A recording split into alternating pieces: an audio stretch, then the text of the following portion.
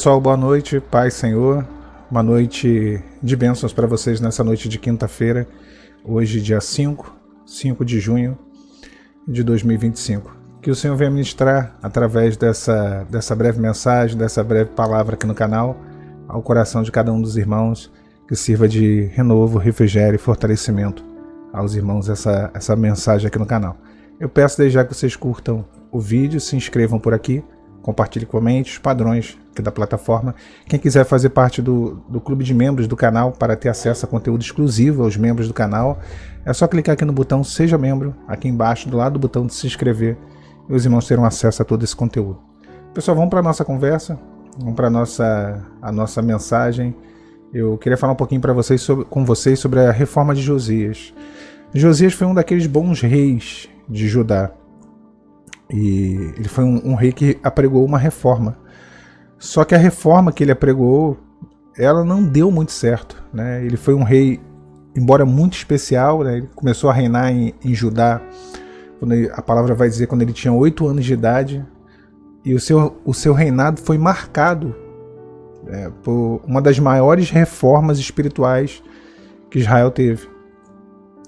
E a palavra vai dizer que naquele tempo o povo estava completamente distante do Senhor. O templo estava abandonado, eles literalmente tinham esquecido da lei, né, e a idolatria estava tomando conta. E foi durante esse período que veio ali o reinado de Josias. O livro da lei ele foi encontrado, diz a palavra, e quando Josias ele leu o livro da lei, ele teve uma reação muito forte. Ele rasgou as suas vestes, um símbolo de arrependimento, de quebrantamento. E mais do que isso, ele promoveu uma reforma. Ele destruiu os altares ali pagãos, derrubou postes, ídolos e restaurou ali a verdadeira adoração ao Senhor. Porém, sempre tem um porém, né? Há um detalhe que às vezes passa direto, a gente não presta atenção. Apesar de toda essa reforma externa, o povo ele voltou a praticar os mesmos erros. E a gente consegue ver isso no relato bíblico. E uma observaçãozinha é a seguinte: que após a morte de Josias, aquela batalha que ele não tinha que ter entrado, mas ele entrou no Megido, o seu filho Joaquim, ele, ao invés de rasgar as suas vestes em arrependimento, ele rasga o próprio livro da lei. A palavra diz lá em Jeremias capítulo 36, versículo 23. E isso traz para nós uma reflexão, né? Por que a reforma de Josias não foi duradoura? E eu acho que a resposta aqui que o Senhor quer trazer para nós nessa noite é que, embora Josias ele tenha se quebrantado de coração ali, se dedicado ao Senhor, se entregado totalmente ao Senhor, né? Muitos ali no povo, na nação ali de Israel, de Judá, participaram, mas foi uma coisa externa. Foi uma iniciativa do rei, mas não partiu do coração deles. Partiu do coração de Josias só.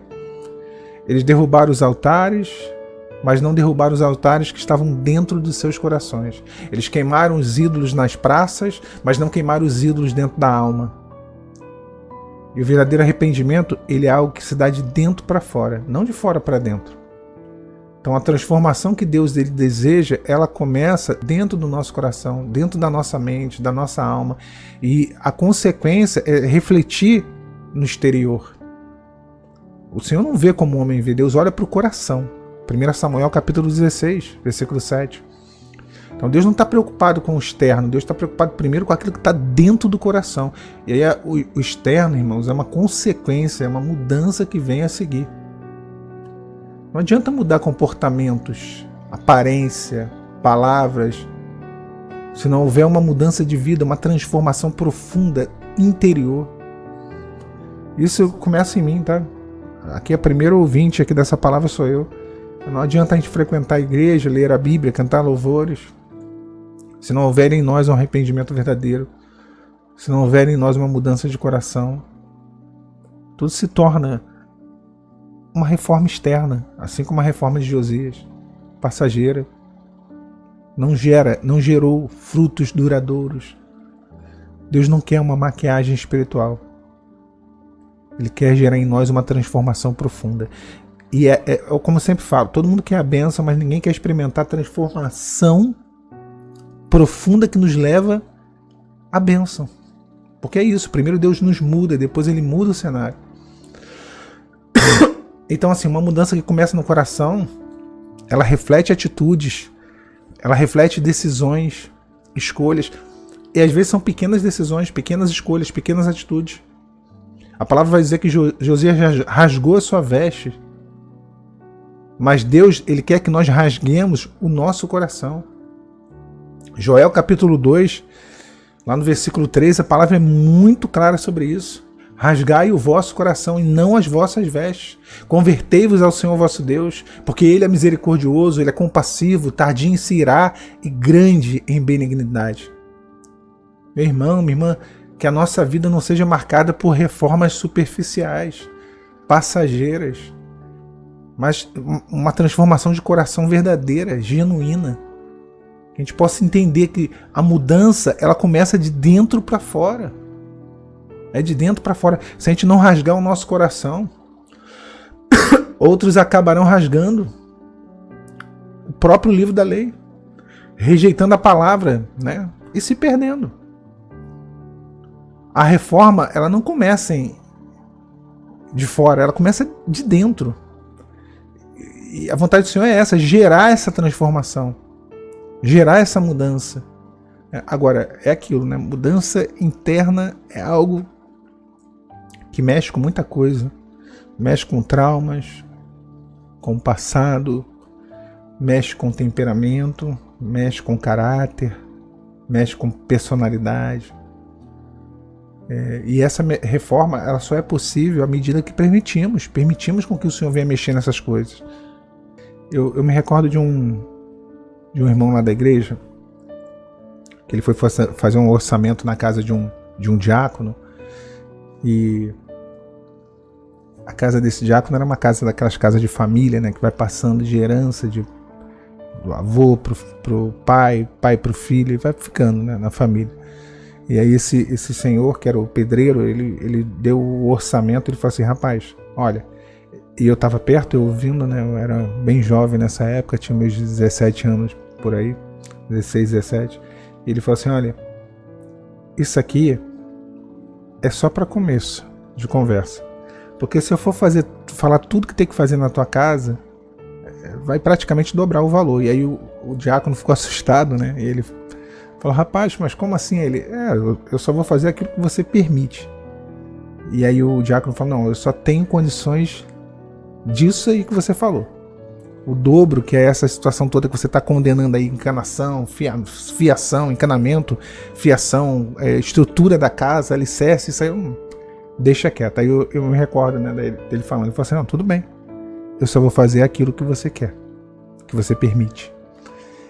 E aquilo ficou para mim como algo que em alguns momentos o Senhor ele falou comigo. E ele fala, e eu acho que isso está dentro da nossa mensagem, porque Deus só vai fazer uma reforma dentro de nós à medida que permitimos. Deus não vai além. Ele não vai, o Senhor é um cavaleiro, né? Ele só vai entrar nas portas que nós abrimos para Ele. Então, assim, existem áreas da nossa vida, existem coisas em nós que às vezes nós não queremos que seja mudado. E quando se inicia essa obra, essa reforma, a gente tem que dar um cheque em branco para Deus. A gente tem que falar assim: eu faço o que quiser. Nesse sentido, tá, irmãos? Não entendo da maneira incorreta esse cheque em branco.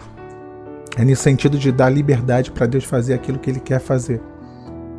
É se permitir, é permitir que o Senhor entre na nossa casa e que dentro da nossa casa, que é o nosso coração, não tenha nenhuma porta fechada, mas que todas as portas estejam abertas, de todos os cômodos, para que Ele possa operar no nosso temperamento, na nossa personalidade, no nosso passado, nos traumas, em tudo que é área. Então o problema da reforma de Josias foi uma reforma que veio de um sentimento do coração de Josias, e até aí tudo bem, mas não foi algo do coração do povo. Por isso que quando Joaquim reina, o filho de Josias, aquela reforma se perde. Porque aquilo não partiu do coração do povo, partiu do coração apenas de Josias. Então a gente não pode querer viver uma reforma, uma restauração, porque olha, na igreja a gente está vivendo agora a campanha da restauração, porque no canal do irmão tal, canal do missionário, do pastor, da irmã, a reforma espiritual, o tempo de avivamento. Não, tem que partir de você. Tem que ser uma decisão sua, uma decisão minha, uma decisão nossa, sabe, de deixar Deus acessar coisas, literalmente tirar todo o entulho, todo o lixo que está debaixo do tapete, tudo aquilo que precisa ser retirado. E mexer em feridas não é fácil. É tirar o curativo, que às vezes a gente quer tapar e não quer nem ver, né? Eu lembro quando eu estava fazendo os curativos no hospital, né, as enfermeiras faziam, da minha perna que estava fraturada, eu não queria nem olhar. Se pudesse fechar aquilo ali, eu não via e não sentia nada. Mas eu tinha que ver. Mas aquilo tinha que ser feito e doía. Eu gritava de dor, porque estava infeccionado. E foram 2 fraturas de ossos na perna, né? A tíbia e a fíbula. Mas era necessário para tratar. O tratamento para a cura era necessário mexer, era necessário limpar. Essa é uma reforma profunda que Deus quer fazer. Que não venhamos a rasgar as nossas vestes, mas que venhamos a rasgar o nosso coração. É isso que Deus quer para nós.